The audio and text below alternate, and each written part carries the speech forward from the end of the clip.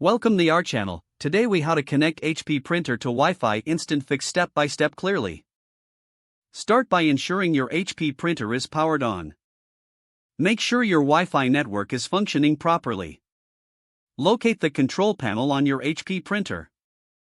Access the wireless setup menu.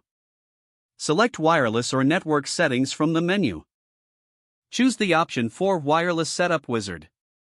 The printer will scan for available Wi-Fi networks. When the list of networks appears, find and select your Wi-Fi network. If prompted, enter your Wi-Fi password using the control panel. Confirm the password entry and connect to the network. Wait for the printer to establish a Wi-Fi connection. Once connected, look for a confirmation message on the screen. Now, install the HP Smart app on your computer or mobile device. Open the HP Smart app and select Add Printer. The app will search for your printer on the network. Select your printer from the list that appears. Follow the on-screen instructions to complete the setup. Print a test page to ensure everything is working correctly. You have successfully connected your HP printer to Wi-Fi. If the page does not load, refresh the browser or try again in a private or incognito window. Make sure you are using the correct email address, then retype it carefully to avoid small typos. If your password is not accepted, use the reset option and create a new strong password you can remember.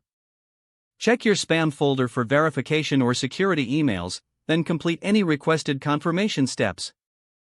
Enable two-factor authentication if available to improve account security and reduce unauthorized access risk.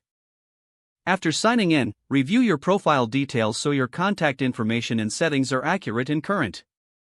If you see an error message, note it down and try again after restarting your device and internet connection. Log out when you finish, especially on shared devices, to keep your account and payment information secure.